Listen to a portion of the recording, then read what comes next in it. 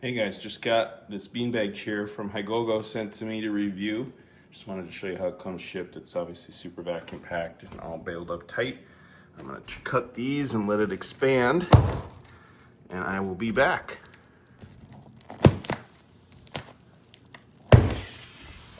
Stay tuned. Hey guys, this is the brand new, they call it a beanbag chair, but it's got a bunch of like shredded memory foam in it. But brand new beanbag chair I got. I'll show you here up close.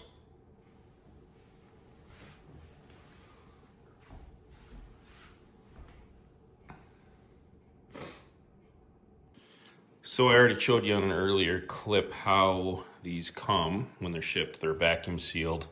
And this is the chair. I'm a big guy. You just saw me sitting in this. I'm 6'4", 240-ish pounds on a good day. And it supports me just fine. I don't even actually sink into it really that bad. Super comfortable. It's got the drag handle here, you can see.